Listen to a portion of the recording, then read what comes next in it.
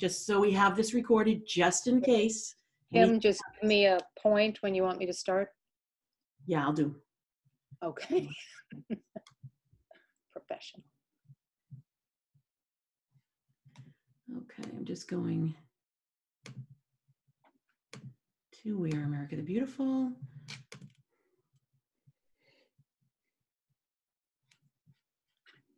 Okay, so it's preparing, and sometimes it starts right away. So it says we're live, so you can go ahead.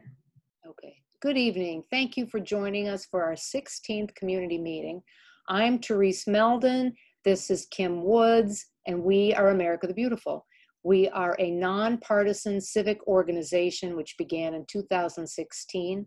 Our goals are to build community, provide factual, relevant, and timely information, and inspire our neighbors to vote thoughtfully. For a few minutes following our speaker, I'll briefly offer the deadlines and where to find election information. The entire presentation will be on our website, weareamericathebeautiful.org, and available to view tonight at 9 p.m. and thereafter on our Facebook page. Tonight, we want to share what you need to know for the November election. Our speaker is Frank Spicer, the founder of Social Flow, the world's largest media distributor. He is currently the CEO of Tala, a Boston-based artificial intelligence customer service platform. Please welcome Frank Spicer. Hi, hello Kim and Therese. Thanks for having me on, and hi everybody that eventually sees this. If you don't mind, I prepared a few slides, and I could share them, and we could talk through the upcoming election. So the title of the talk is Media, Truth, and Democracy, hopefully, right? So let's talk about how we can navigate these unprecedented times. I mean, we're only a few election cycles into an actual social media powered news cycle. So that's one difference, but we're working under a few variables that nobody has dealt with yet. And so we're in uncharted territory, and it's worth taking a look at this, right? So how do we sort of figure this out? So the first thing I want to do is I'll introduce myself. It's why am I here, right? So I started Social Flow in 2009 with my best friend. We started off as a way to actually broadcast our podcast, which was a politically inclined podcast, and we wanted to find an audience for it. And so we noticed that the way people use language was a strong indicator of the things they were likely to be interested in. And then we built ourselves an audience, and then next thing you know, people were saying, hey, can you do that for us? It didn't just apply to our little podcast, and it grew to this really big company that powers most of the major media out there. And when I say that, the New York Times, Washington Post, on one side, pretty much if it's a big, the Associated Press, if it's a big media organization, they probably use Social Flow more than likely, right? And so you can't tell who the people are from the data that they have, but you can use the data from these networks in the aggregate. And we use the data to predict Brexit. We basically hit that number on the nose right before that happened. And then we use it to predict the last election.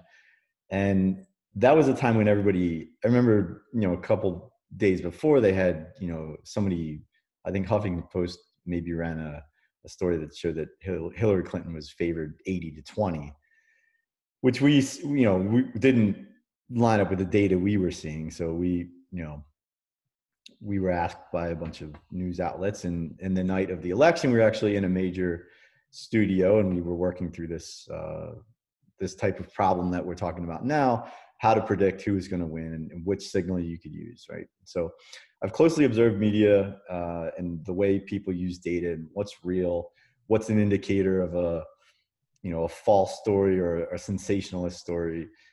I've looked at it, been very deep in the research since 2009.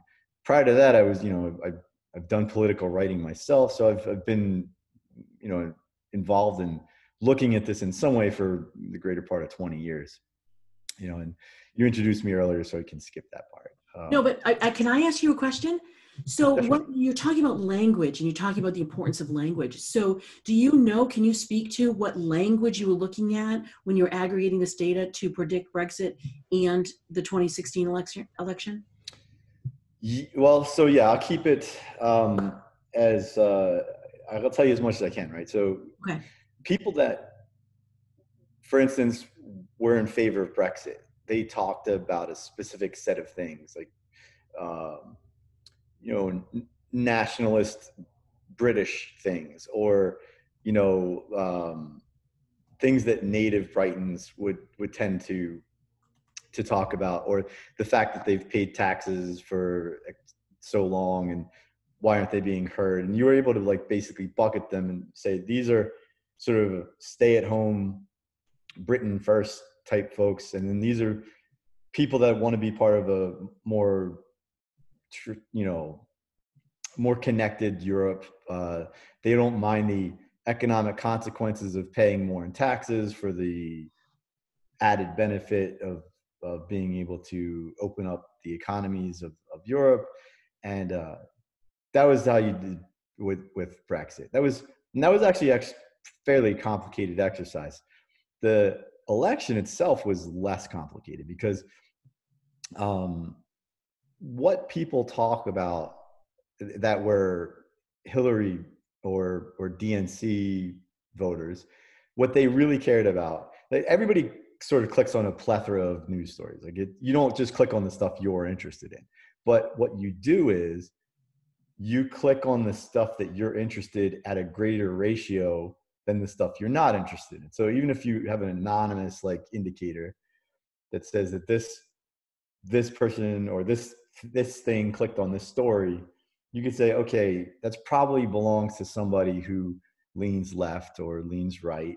And then what made it really verifiable is on the day of the election, and this will happen again this year, and for anybody in the news that's looking at this or wants to do an accurate exit poll, I would look at the stories about the candidates themselves, because what happens is when you leave the polling station, what you do is you go home and you start following to see how the person you voted for does.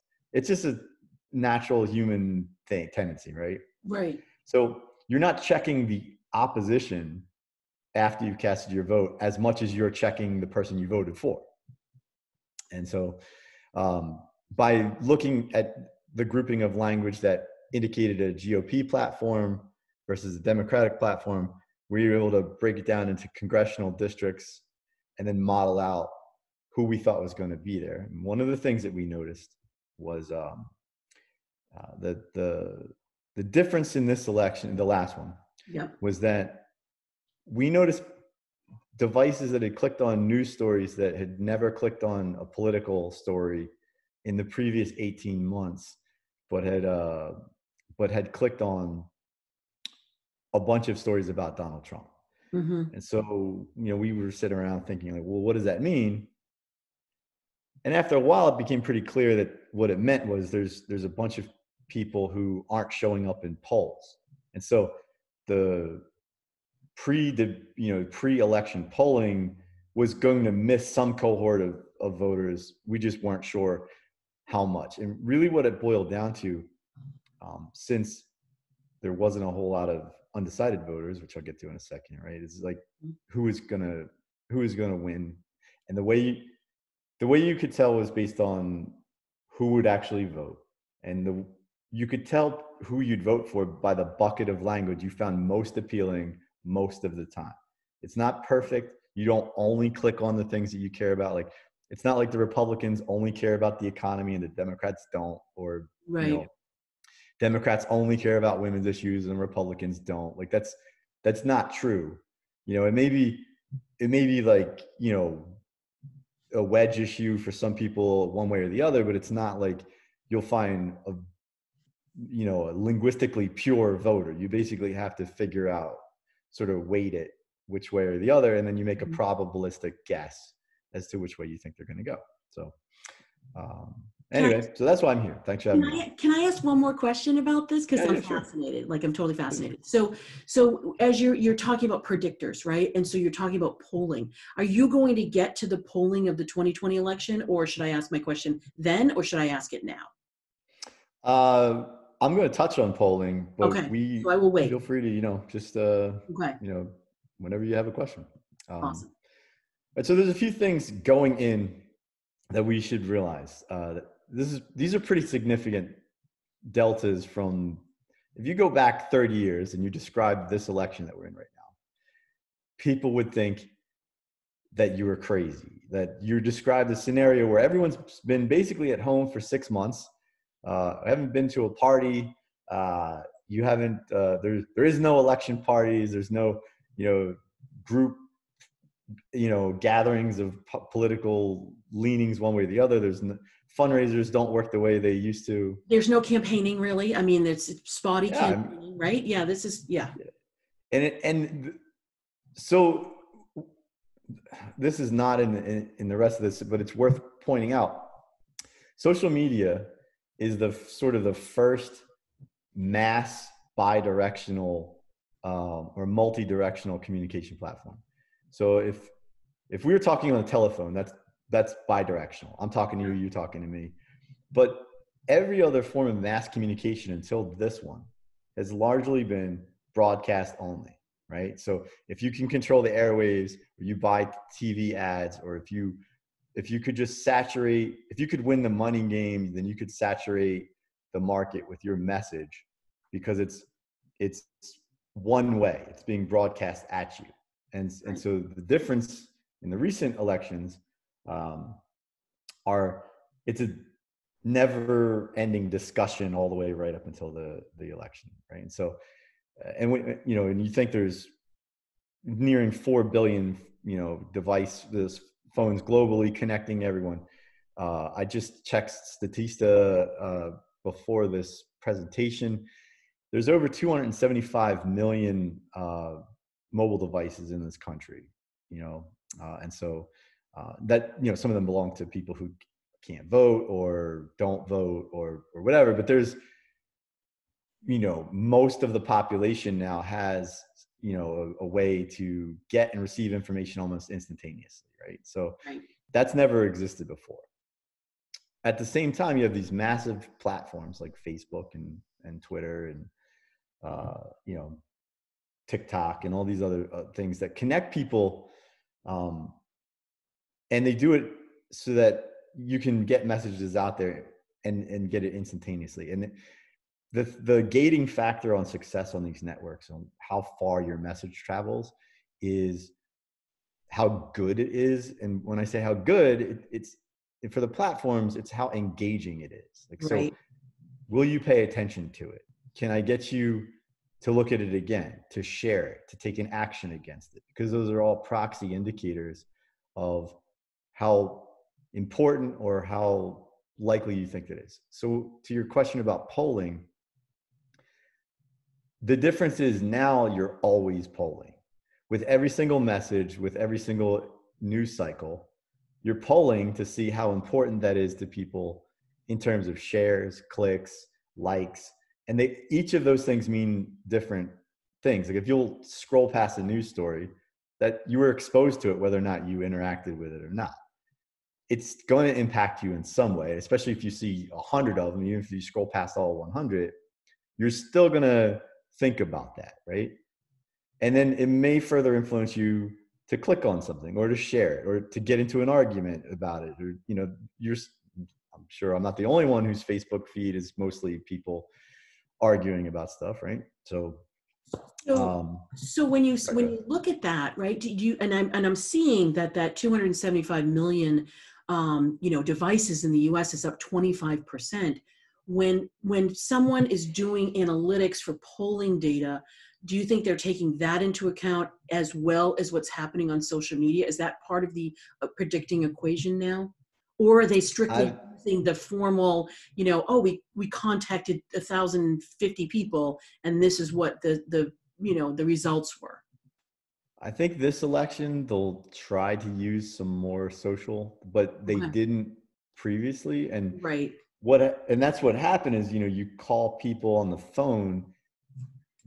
The type of person who picks up the phone during dinner, which is when they call most of the time, right, and then answers a bunch of questions about politics, is somebody who's, you know, involved with and has stayed, connected with the issues and wants to have a and wants to participate through the whole thing. Where in the last election, the Trump voters were largely folks who were not, you know, associated with typically the party that eventually Trump won the nomination for, right? Right. They were just, they didn't want to be bothered by politics in a lot of cases because they didn't feel represented by it. And so that's not a it's not a guess on my part. It's the fact that they did not participate. They felt like they probably almost definitely felt like they weren't going to be calculated. And so you got a situation where people who didn't think they would be calculated decided to come out and actually be heard. So they seemingly came out of nowhere. It was the number was 3 to 6% of the voters in any given district weren't counted Right. going into the election, right? And so this is the largest ever connected network of people. You have 2+ billion people connected in the globe now, at least. And you can take stories, true, false, good, bad, whatever, and they can spread across the globe within minutes, right? Right. So, And it's all based on engagement. So it's not based on whether it's true or not. It's not based, I mean, I guess there could be ads that people are taking out, if they're campaign or what have you, right? Are ads the allowed? ads will still be suppressed They'll still on be suppressed. Okay. they'll still hit a wall, so Okay. they can't, they can only go so far. So I wanted to clarify that. So there are no ads. So it's all organic, but you can still Well, it's manipulate the sorry, ad. it's not all organic. Okay. You can buy ads, but the quality of the ad to the people looking at it really helps determine, like, how much does it cost per click to get it out there? Like, are clicks hard to come by? Because then the cost per click is going to be high. Right. So it does in effect have a limiting factor on how effective it is. If you have a message that nobody wants to hear, it's going to cost you a lot to get it in front of a certain number of people. Whereas, like, if it's something that everybody wants to hear, it's pretty low. And there are other things so when there's like a natural disaster or a product recall or certain things, news tends to spread fast, but the audience around that doesn't grow. And that's one of the things that I wanted to talk to you about, because for your viewers, it's when you're trying to separate the real from the fake or sensationalist news, fake news, and I don't use that term, but I'm saying, if you, there is fake news, but if you're trying to find out what's trusted, legitimate news, it tends to have a healthy ratio of distribution to follow backs to that audience, because you're like, oh, I don't necessarily agree with this, but it's a story I want to follow. Yeah. And now I want to see multiple sources and follow it, right? And so, or you'll have a certain number of comments. Like, if you see something that's been shared 150,000 times, but it has 15 comments on it, something's not right about that. Right. So you got to look not just for the news, the headlines, and how credible the publication is, but now it's also incumbent upon everybody, their civic duty is to look and see, like, is there, it's been shared, 80,000 times. Does the discussion on that seem like it reflects the kind of discussion you'd expect if it got in front of 80,000 real people, right? Yeah. And so that's one thing. And then the last point here, it's important. We don't have to talk about it too much, but people's politics have become so divergent that both sides think that the other side is crazy in some cases. The objective source of truth is everybody claims the moral high ground and says we know what the truth is, but there really isn't a commonly accepted source of truth anymore. It's basically which party you align with. And I'll talk about this in a minute, but the news itself has moved away from a model of, reporting down the middle, letting the viewers decide. And it's gone back to the, period in like the 19th century when newspapers were openly allied with political parties, and you basically, you were connected with the one you believed in. Right. So I'm going to skip to the next slide, unless you have a question. Nope. Okay. So the way the users use this platform is pretty simple. Everybody knows, but in case you're new to Facebook, you can send messages, what you're thinking, how you're feeling, themes of stuff, pictures of your kids. You can keep up with connections. How did so-and-so, I went to high school, how are they doing? How's my friend and the new baby? You can use it to meet up. You can use it to share opinions. You can use it to network, right? And so the last point is the point that is the wild card in all this. And some people will use these networks to get attention. Politicians especially use these networks to get attention. But then everybody that has some part of their identity wrapped up in politics uses what's being put out there as eligible material by the politician that they favor, and they're using it to get attention for themselves. So they'll say stuff even into forums where they know it's not going to be well received, where it's going to be, and sometimes it's under the legitimate purpose of them just being like, hey, I want to bounce this off some people and get some ideas. But typically what happens is it's like, this is right. This was something that was written and you are all wrong. And I'm going to start and I'm going to agitate the people. So on one hand, you have a danger of not enough engagement around a post. And on the other hand, you have the danger of spending so much time arguing where you're not making any progress, but you're just sort of churning your wheels. And the parties have learned to use these as a way to anchor people into areas of discussion, spectrums of discussion. And I'm not a fan of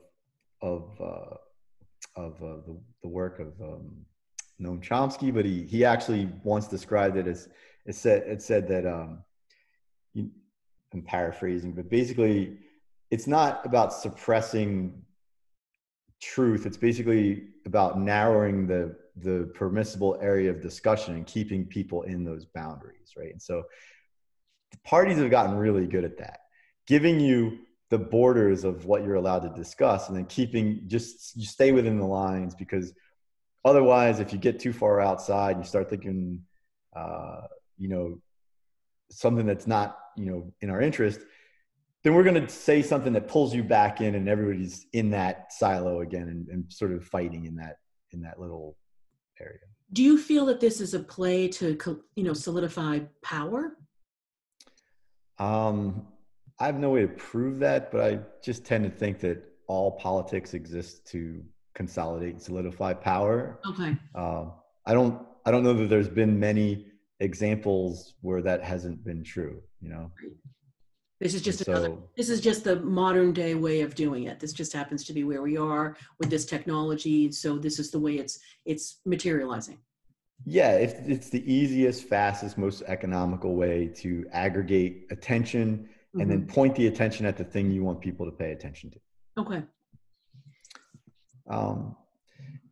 So during an election, people use the platforms more often than previously to spread political, agendas, right? And so I pulled this headline: 55% of social media users say they're worn out, and I would argue that probably seems a little low, but I myself am just sort of kind of tired of seeing everything in my feed being about politics. But at the same time, it's probably never been this important. So it's something like where you have to pay attention.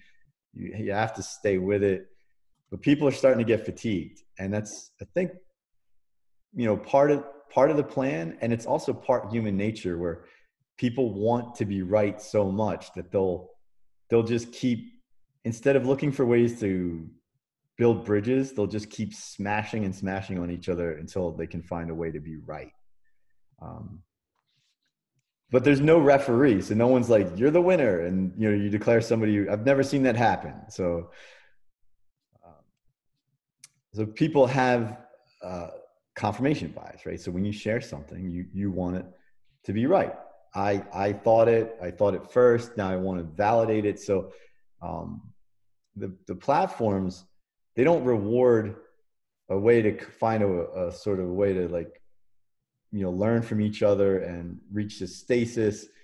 They reward these loops where people agitate one another and keep arguing. And then people retrench themselves and seek to really, look, I'm going to keep backing myself up and proving you wrong. And everybody has different, like we said before, different truths. So they'll go to their source of truth. They'll post something. And then now you're not only just arguing you can see how it pretty quickly devolves into people, instead of arguing content, they start arguing other people's character, because they start saying, well, how can you believe this if this says the opposite and I trust this? I'm very closely associated with source A and you're very closely associated with source B. And how could you be that obtuse to think that that's even valid, instead of realizing that sort of everybody's making money by the amount of engagement and sort of agitation that you have, right? So so that's the game where people are trying to get you to pay attention. And so people form groups, they start protecting each other, they start spreading the word. You hear, get the word out. You see posts with, please share to all your friends, et cetera, just like the old chain mails, like when email first came out. It's just a new way of doing it. And eventually people start having tribes based on their opinions. And it's it's unfortunate, but what happens is, because you start verifying and validating each other's confirmation biases, you only see the things that are either going to get you to stay and be engaged, because you're working with other people and sharing things back and forth, or you're engaged in some sort of back and forth with people who believe something completely different. So it's the fringes that tend to argue and drive all this engagement. So you might not see the people in the middle who are the rational, wait a second, let's think this through. Maybe I might not be right. It's been a few years since I've heard somebody write in writing, oh, maybe I'm not right. Maybe I need more information. That wasn't super common, but I don't see that anymore, right? So exactly. And a few years ago, I got to see James Comey speak, and he was talking about there's activity on the fringes up until, I don't know that he quoted the number of months before an election, but certainly, we're in the zone now where people who are in that more moderate space, we'd be hoping to hear something from, right? But leading up to an election period, it's usually only a month or two when people that are in that more moderate space, not on the fringes, will become heard. But I don't know that they would feel comfortable enough to be heard on social media. I don't know that. Right now it's considered almost a taboo to not be completely committed to what that's why in the last election, one of the premises that we had was there was zero voters walking around saying, well, maybe I'll vote for Trump if this, but then maybe I'll vote for Clinton if that. There were zero of those people on the planet. And I think it's the same way this time around. There's nobody that's wondering, am I going to go for Biden or am I going to go for Trump based on one or two issues? And what you get is the reasonable person who has to take care of their daily life, who has a whole bunch of other things they're paying attention to, whose lives are not defined by politics, which is why you only see them come election time. Exactly. That person now hasn't trained the algorithms for distribution, hasn't really primed the pump to get their idea out. And what you have is the rational person becomes a swing vote in a situation like that, Right. which is not great, but probably where we are. And don't worry, you'll still see the crazy opinions in your feed. So I love how you put that right on the slide. yeah, you're definitely, you're not going to miss those. If it's going to get a rise out of you, you'll still see it. It'd be nice to have sort of a media system that presents the facts, but since the facts are being contentious and debated, the different sets of facts and the way they're sequenced, that matters too, right? Like if you get a different facts in different order, you might draw different causal opinions, right? And so, you know, if you hear that forest fires are up and, you know, sort of immigration is up also, you might think, oh, those two are somehow correlated, and they might be causal, right? Like the influx of people that don't typically go into forests are now causing forest fires or some nonsense like that, right? You know, it's the, but if you said it the other way around, you might think, well, okay, yeah, the forests are already here and it's just a separate issue. But you can present things by chaining them together to make it seem like they cause a certain outcome. So it's not just whether it's true, it's the sequence in which you received it. And there's a lot of money in polarizing people and using these techniques and keeping them, you know. And I'm not saying that any of the companies that work with the ones that I represented have done this, but I'm just saying it does happen, and it definitely works to make you stay engaged. Keep, you know, a media model that every time a page gets clicked, a fraction of a cent gets paid. That just the more of those you get, the more attention you get, the more interaction you get, the more money you make, right? So Absolutely, and your you know, sponsors are going to be, or your ad buys are going to be based on your activity. So it's double counted, right? So, you know, I'm just wondering at what point we'll be savvy enough that we have fully absorbed the impact that social media has on the running of the country, right? And with that, the way social media has been absorbed by traditional media, I guess is the way I want to say it, right? So I feel like we've both broadened and deepened, but built grooves in that, again, I'm going to say it again, that the non-biased person, there's no space for. I think that's right, Kim. You know, if we're gonna see it, people are gonna have to push to make that space again, because I don't think it just naturally goes back to the way it was. I mean, if you're making money hand over fist by having a conflict, why stop it, right? I mean, it's one of those things where if there's no better way to do it that's cheaper and easier, I mean, it's probably not going to happen. People will have to will it into existence. And I think it's not in it here, but one of the things we all need to get better at doing is figuring out how to listen and then argue the point instead of actually just throwing platitudes and headlines and trying to understand, like, why do you think that? Like, it's not just a matter of like what you said, because that's what everyone's fighting about right now, right? But Right. no one's fighting about, well, why do you think that, right? They're not going the layer that we used to get out of our discourse, so that you're like, okay, well, I don't believe that, and it's because either I was raised a certain way or I have certain different experiences. You're just sort of getting visceral reactions from a never-ending, ultra-short news cycle, and it just keeps people bouncing all over the place right now. So until we demand a way to change it, it's probably not going to change. Yeah, exactly. And think about, for the news outlets, every other distribution channel has gone away. You know, whether Right. it's newspaper or radio, whatever, it's like everybody's coalesced around, you know, this monopoly, if you will, of message. Correct. So media used to be distributed by TV stations or news trucks or newsstands, but mainly the people get their news now through their their phones and their computers through these social platforms. And so instead of the independent media being independent, really they now, to survive, have to ally themselves with a certain cohort of people that lean a certain way.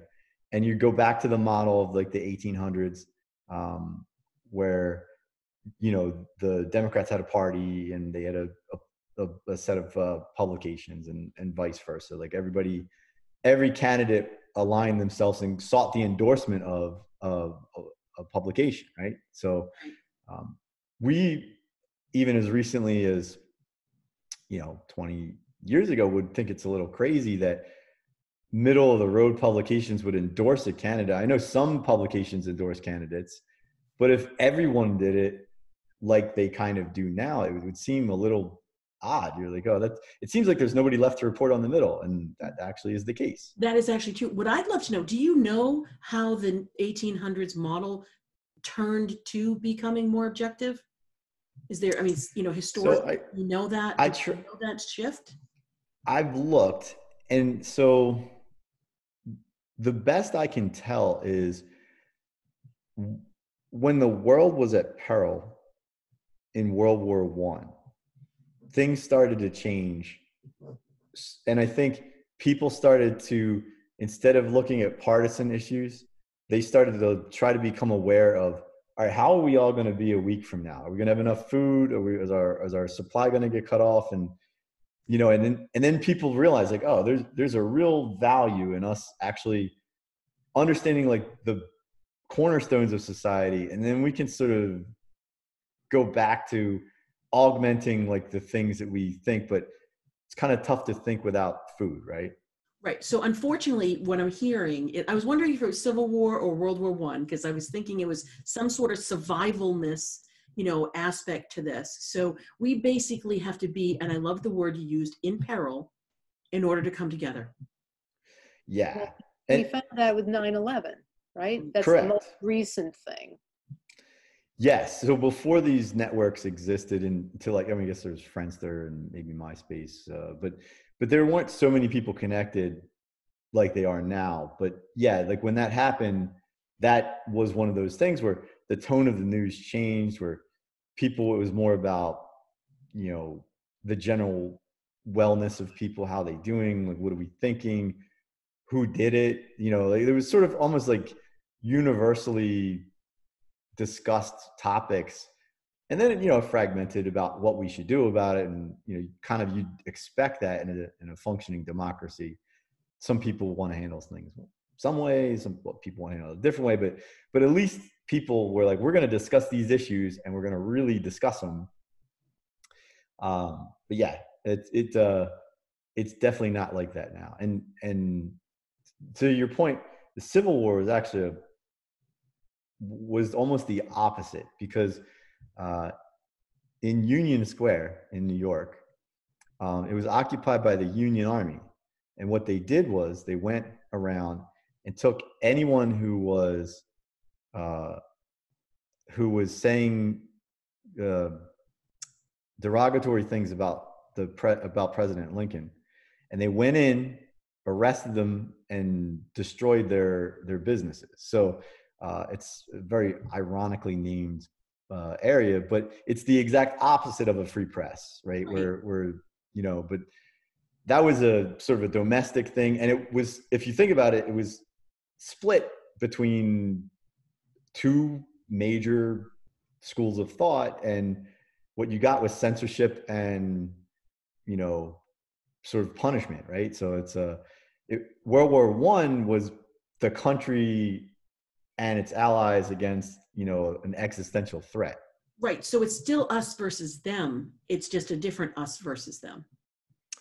Yes. I mean, and that's not my words. I don't feel as though anybody is us versus them, as long as you're not trying to hurt anybody. Like, yeah, but I'll listen. Like opinion, just opinion. It's like it's if we had something that was in making us feel like we were in peril, that would be a unifying scenario, just based on what we're talking about now. That's what needed to happen in the 1800s, and to the 1900s, and that's how we got this very objective media.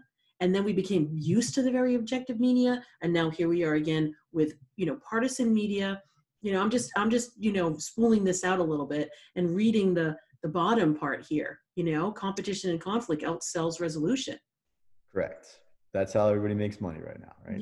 Yeah. Keep them watching and keep them agitated.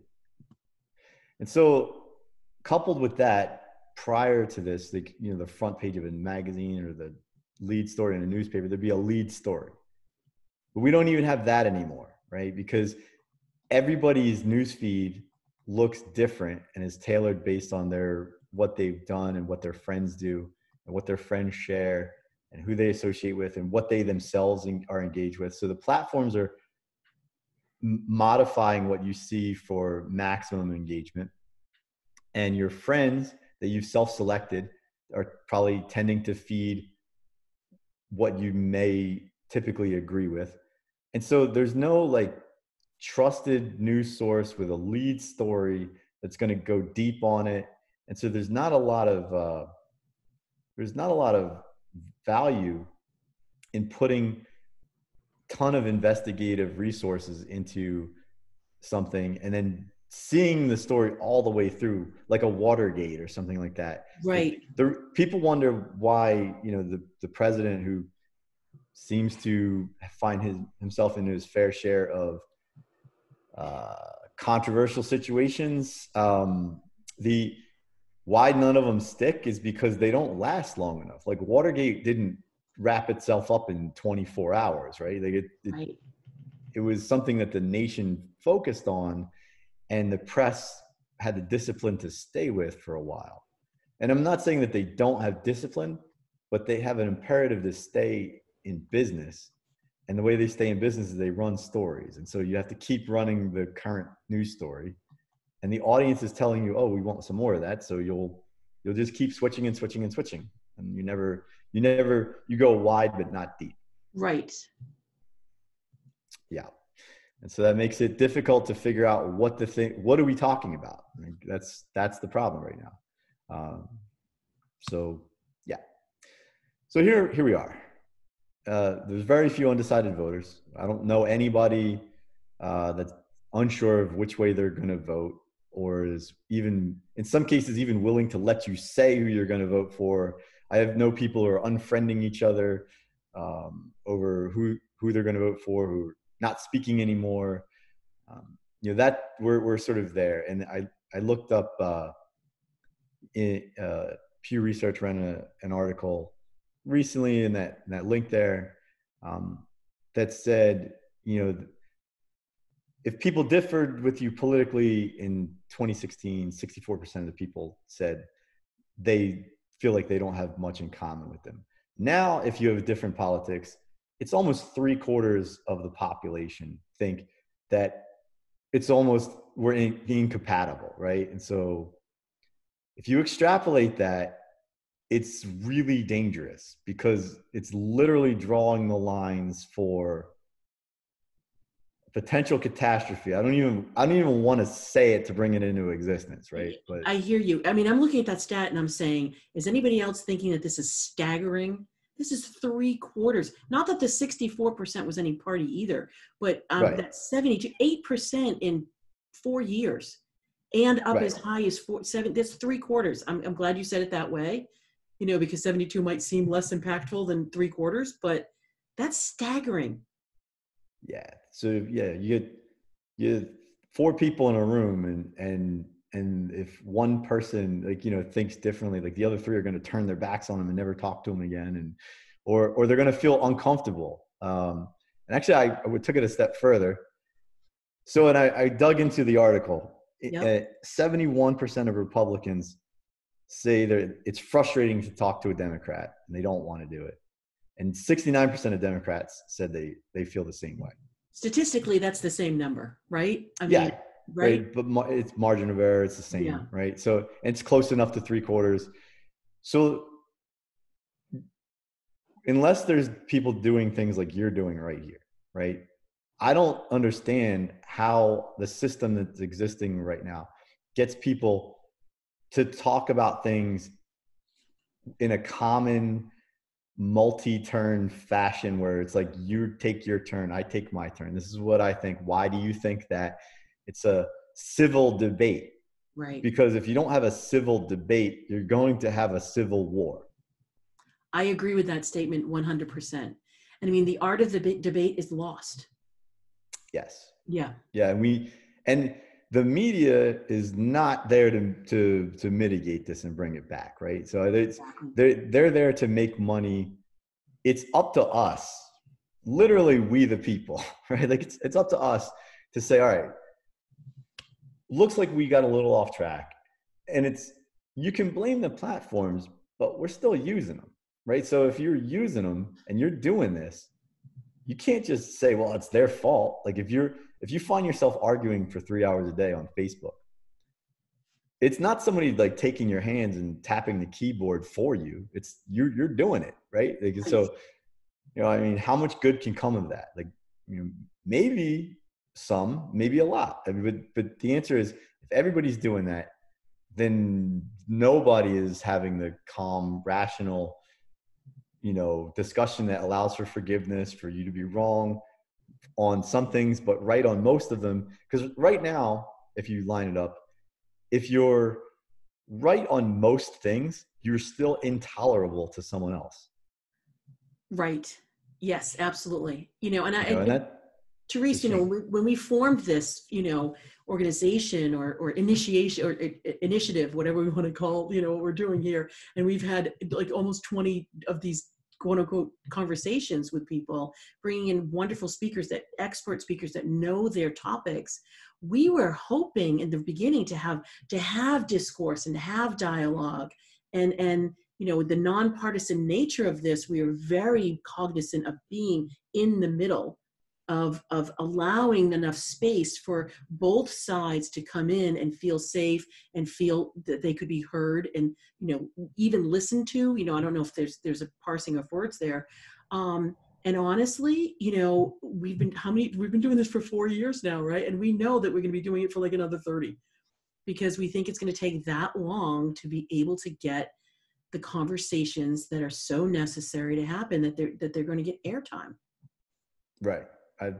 Yes, that's completely right. And it's tragic that it's gotten to this point, but until we decide to fix it, there's no economic incentive to fix it. And people now are sort of neurologically trained for confirmation bias and conflict, right? So if you don't agree with them and they don't get the gratification that they're used to getting, then it not only it's worse than being ignored in some cases.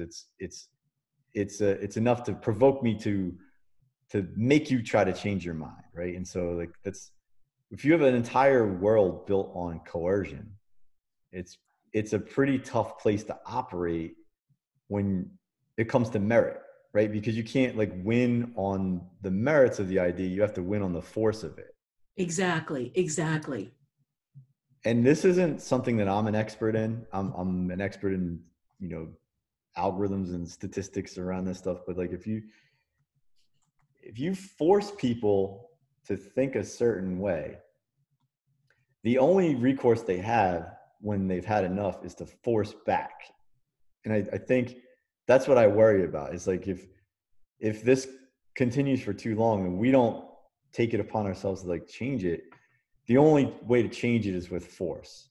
So you can change it with ideas and debate and trying to understand the problem and solve it, or you could try to destroy the competing idea, right? And so it's the two things don't coexist, right? Like you either want to solve it one way or you want to solve it the other. But if you're trying to destroy someone else's opinion, and their opinion is part of their identity, then what you're saying is, hey, if I have to destroy that person to get that idea off the table, then hey, sometimes you got to do it. And if you look at history, it's full of those examples, right? Exactly. So anyway, I'm going to go on because that makes me kind of sad. So we'll talk about another thing that's a big topic in this conversation: the mail-in ballots, right? So I know people said, the Trump administration is, looking to alter or so impair the postal service. I have no proof one way or the other what that does, but I'll tell you this: it might not matter because right now during COVID, you have everybody staying home. All the parcel services are used; they're oversubscribed already. So they're already being worked harder than they're used to being worked, and maybe have ever been worked. Right? More things are going through the mail and through UPS and through FedEx than ever before. And now on top of that, what you're going to try to do is you're going to try to add in the largest ballot vote in US history. So you have an overtaxed system that is running on sort of outdated hardware and software. And now you're going to try to fill it up with more very critical, time sensitive parcels that need to get routed to the right spot. So even if you had people with the best of intentions, there's now a systemic risk in the mail. No matter what the post office says, they're like, oh, you can trust us. We can deliver your Christmas cards on time. Right. That's because every year you can guess just about how many Christmas cards are going to be there, and you can staff up in October. Now there's basically like, you can't make extra trucks. You can't make extra airplanes, right? So yeah. There's an upper limit to how much the system can carry, and we're pretty much there. And so anyway, yeah. So and it's worth noting that any system that can be compromised, so anybody that says that voter fraud doesn't exist or the mail system hasn't been tampered with, if you can, it's like a rule of, I'm not a hacker, but a hacker ethos is that if it can be hacked, it will be, right? So right. So do you have any sense has there been polls out there that have asked the question, how many people are expecting to use mail-in ballots versus not use them? Is there any information on that? No, I haven't seen that, and I've tried to find that answer because I don't know, what percentage of the population intends to vote by mail-in ballot. I think part of that is people are still trying to understand, how dangerous is it to vote, right? So, right. COVID-19, how dangerous is it to vote? Because if I'm watching the debates and you look at Joe Biden, he's saying, masks. He's repeatedly said, "I'll shut it down. If it has to, we'll shut it down. We'll shut down the economy." He said it many times. Mm-hmm. And whether or not you're voting for him or not, whenever he says that, statistically, it looks less and less good for that party because people are fatigued of the disease already. And whether or not it's the responsible thing to do, by telling everybody you'll just shut it down, you're firing up your base, but your base might not be enough to win you the election. And there's that problem. But then the other problem is, say you are part of the base, the Democratic base. Elections with high voter turnouts typically favor the Democratic Party, and those with low voter turnouts typically favor the Republican Party. So if you have a Democratic candidate who's saying, this is very dangerous, being exposed to groups of people is a problem if you don't take proper precautions. If you think your vote's probably going to be with the majority in the state that your vote is cast in, or the district your vote is cast in, you may just decide to stay home because you're like, well, it's just going to go the way I want it to anyway. Why should I get out there? Meanwhile, you have people that don't show up on polls, that tend not to answer political questions, and who's, the president right now is just getting out of the hospital for having had COVID, saying it's no big deal. Right. And so those people are in a situation where they're like, well, we have an avatar of a live example that, why should we worry? Like so it's two different messages. One is, I'll shut the economy down. You got to be careful. But the Democratic Party needs the high voter turnout, whereas the Republicans tend to benefit from low voter turnout but you also have a bunch of people saying, oh, don't worry, it's okay, it's nothing. the the headline I saw just prior to getting on this program was, the president says, don't fear COVID. And so, I mean, if that demonstrates exactly what I'm trying to say, right? And so Right. the strategy of masks, of making masks mandatory, may be very good science. It may be really good, but making it seem like it's impossible to operate, or you shouldn't be assembling, takes away a functioning part of a healthy democracy. And it might be the right thing to do because people get sick. I don't know. I'm not a scientist in that regard. I mean, maybe a scientist in some regards, but not that regard. I don't know anything about immunology or virology, right? So, but I do know that if not enough people show up to cast votes, then you don't win. So, if you're setting up a scenario where you need a high amount of votes and you're saying things that yield low amounts of votes, like, it's not going to go your way. So that's why I can't look at the data from when I started and saying, I can't look at it and make the same prediction the same way I did before because of this variable. Exactly. So I do think it's fascinating, and the irony, I love how you did articulate that, of the Democrats needing the high turnout, but yet they're actually, with their conversation, are suppressing it, and same with opposite is with Republicans, right? So I don't know. I just find that to be interesting. I don't know how much that's going to be rolling into the mix. I don't think anybody will know until after the election. Yeah, that's why, like, everybody that's got Biden up by 16 points or by 8 or what is really this, it's still the same question as last election, which I wouldn't have guessed. But the question isn't who you're going to vote for. It's will you vote? Right? That's the question. That's what decided last election. That's what's going to decide this election. It makes common sense, right? Like, Right. If you vote, then that person wins the election. But really, it just comes down to that question, like, will you vote? And here's the problem with that, if you want me to keep going. Oh, I absolutely do. So I'll cover it a little bit more, but people don't generally vote for things recently. They vote against things. Right. And so it makes it even more tricky because there's a lot of people who have been encouraged to wear masks and socially distance, but who will do whatever they can to make sure Trump doesn't get a second term. So how many of those people are going to break protocol and go out anyway, even though they might be afraid, and typically under any other circumstance wouldn't leave their house, but they're just like, I'm going to vote, or I'm going to send in my mail ballot?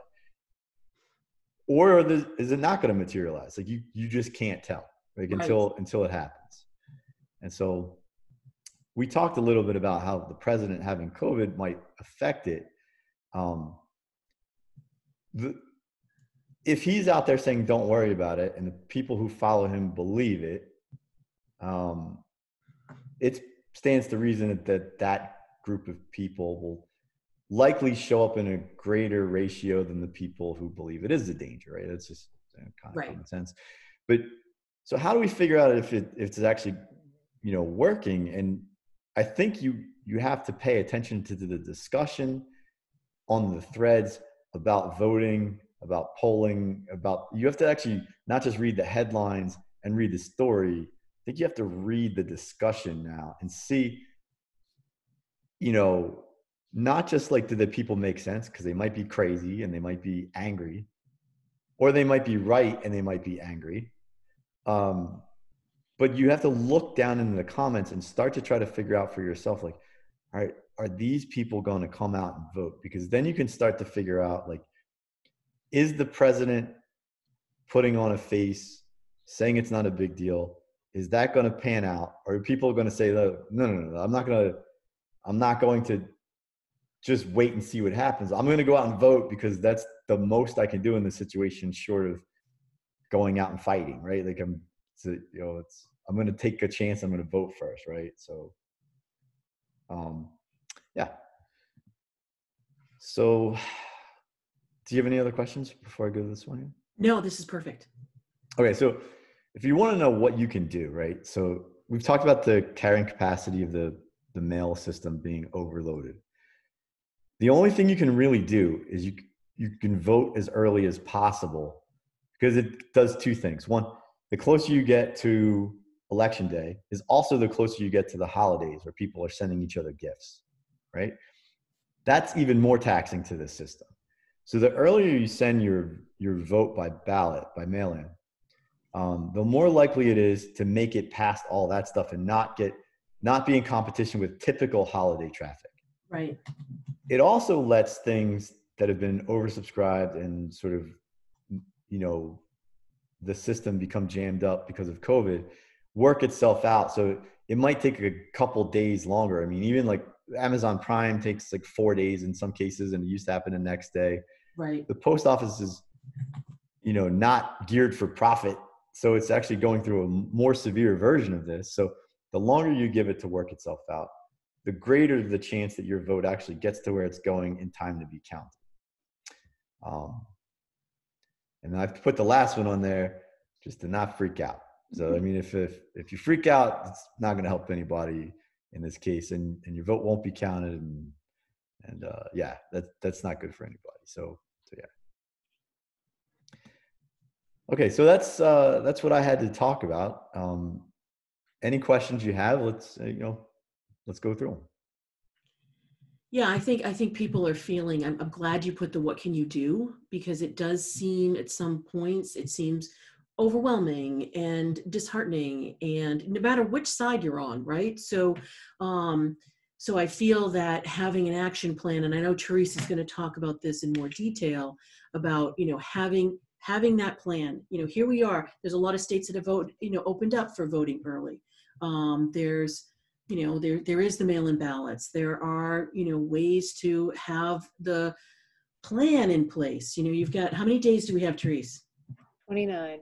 29. Fewer than 30 days, right? So here we go. Fewer than 30 days. So, but you have 30 days almost, right? So you have 29 days to make a plan and to get out there and vote. So I'm going to share the screen because Therese has things that she wants to talk about. Let me just see. Let me just share my desktop.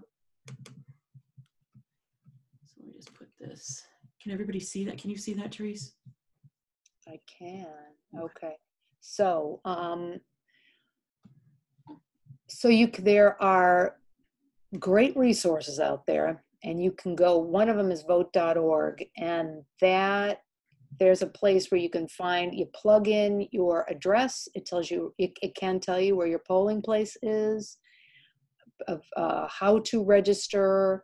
Also at the very top of the page is a banner with some really good information about your voting rights. And if anything, seems not right, somebody, say you're in line and I don't know, somebody approaches you and starts asking you for your information, you don't need to give that to anybody. So there's an election hotline that you can call if you see something funny going on. And this has actually happened in Massachusetts. It did happen back, it was either 08 or 12 in Salem, and one polling place, voter suppression was openly practiced. So, these are things that the election hotline is a good thing to just have ready to go on your phone if you see something. And that's across the U.S., right? Not just Massachusetts? That's across the United States, Okay. yeah. That vote.org is national. Perfect, okay. And the registration deadline for voting is October 24th, which is late. If you're, it's only 10 days away from actual voting day. So if you just submit your application to register on the 24th, and you do it online, which you can do in Massachusetts, I don't know how long it's going to take for you to actually receive your ballot if your intent is to do a mail-in vote. So again, this is planning. Register early, and then just check. There's farther down, you can track your ballot. You can make sure that you are registered, and once you submit either an absentee ballot or you go and you do early voting here in Massachusetts, you can then go to Track My Ballot, MA, and see where, make sure that in fact it's been registered, that it has been, put into the system. So, and Right. then if it, well, these dates are all Massachusetts dates. These Track My Ballot MA is Massachusetts, but vote.org is national. Yep. So my point is that plan ahead. Don't wait until October 28th or October 24th to make sure that you've filled out what you need to fill out to ensure that you can cast a vote. Right. Election day is November 3rd. Statewide, all the polls are open from 7 a.m. to 7 p.m. As Frank said, if you're going to go, get there early. And then you're in it, you hopefully would be in and out. If you're going to vote early, then that's always if you plan to vote in person, voting early is a great option because there aren't that many people at your city and town hall. So you're in and out quickly, and you hand your ballot in the envelope to your, yes. So right. I just want to stress one other thing that I missed. And that's the importance of going early is one, you're in there and you get counted, but the likelihood that it shows up on exit polls, which either encourages or discourages people from going out voting later, is greater. So if you're in there earlier, it gives your candidate a greater chance of showing up as being competitive in the exit polls. So. Oh, good point. What else? And on the Massachusetts ballot, you hear this, that we're in Massachusetts, it's a blue state, we're in a bubble, why bother voting? We're always voting Democrat anyway. You have two important questions on the ballot. Number one, the right to repair. Number two, ranked choice voting. And there are senators in your district that are up for election. So you can find out where your district is by going to vote.org, and you can do your own research on your candidates. Right. And for others, like across other states, you may have ballot questions. You want to go to your, vote.org. You can find the district. Therese, can you find information about, anything with candidates or ballot questions across other states at vote.org, or is that district only and they need to go to their state, website? They'd have to go to their Secretary of State. All that stuff should be on their website. Perfect. But if you got this in the mail, I know you haven't received yours yet, Kim, but I know. This has got the questions in it, and a fairly easy to understand explanation of both of the questions. But there are other places to go online if you like to use the internet. Now, if you're my mom is 90, right, and she'll hunt and peck around on the internet too. But for someone who doesn't like to use the computer, you could be a great resource for somebody. I mean, folks do want to talk about it. I think it's, as Frank was saying, it's kind of the tone of voice you use, and you actually listen. And if we could just share information, what a wonderful world it would be. Right. The last thing I was just putting that information in the comments so that people can look in the comments if they have any questions. Great. And the provisional ballot, I mean, I've heard, people talk about if you show up and your name is not on the list at your polling place, then there's a problem with your registration. So you should make sure, this is again the planning stuff, make sure that you have some kind of identification that has your name and your current address on it. So your driver's license, a government ID, even a bill. A bill's not going to have your picture on it, but a bill is good enough. If you show up at your polling place at 7:30 p.m. on November 3rd and there's a problem and you have a provisional ballot, You have to do a provisional ballot. It won't be counted if you don't have some form of identification. In Massachusetts, you have until 8 p.m. the night of the election to verify who you are. Other states, you have a couple of days, but Right. not Massachusetts. So now I have a question about early voting. Is early voting still in the same way that it has been in the past? You know, we're not talking about mail-in voting. We're not talking about, you know, the day of the election voting, but, you know, X number of days beforehand. Is early voting, yep, starts October 17th and it goes till the 30th. Okay. So there are weekends that are included in that. And you would just find out, you know, call your town or city hall and find out when they're open. Right. You know, my clerk's office, I mean, they might not, I don't know. Some days they might open at 10, some days they might open 9, and the hours may be a little different on a Saturday.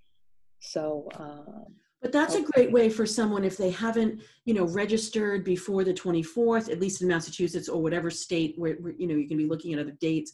They might be too late to get that ballot sent to them and then be able to mail the ballot back in, but they don't feel comfortable standing in line to vote. Early voting is a great way to avoid the lines, avoid the mail issue that Frank was talking about. And it's still, we are a little bit Massachusetts centric right now, but you can look to see where you are in your state and just see what your early voting parameters are. And you can do that on the Secretary of State website in your state. And early voting, I mean, it's been in place in other states for a very long time, and it's only been in place here for, I think, what, 4? It's like a handful of years, I think. But it's really for folks that have to work. I mean, that's been a problem. Why we have an election on Tuesday, that goes back to when it was an agrarian society and everybody brought the stuff into town on Tuesdays to you know, go to market and, oh, well, let's have an election. Well, because we're all here. Well, it's not relevant anymore, but, you know, we still, you know, nobody's going to change that right away. So early voting is for folks that have to work, that are working 2-3 jobs, that have childcare issues, that have mobility issues, that, you know, that are elderly. It's ideal. So you just wear a mask, you bring your own Sharpie, and you're in and out. If you know, you can find samples of the ballot, so you can go in with your little notes of how you intend to vote, and you'd be in and out in, you know, less than 5 minutes. Right. So if you can go down farther, Kim, thank you. So other things that you can do, I mean, a lot of my husband was saying that this is, you know, all of this excitement is causing him some mental health problems. So he said, I do not want to wake up on November 4th and say to myself, I should have done more. Right. So he's writing postcards. So Postcards to Voters is a great organization. You can write letters. Voteforward.org has a big letter writing campaign. Text banking, phone banking. Togetherfor2020.org is doing that, plus others, Indivisible, as well as the organizations that are for specific candidates. You can be a poll worker. You don't have to be 18. You can be as young as 16.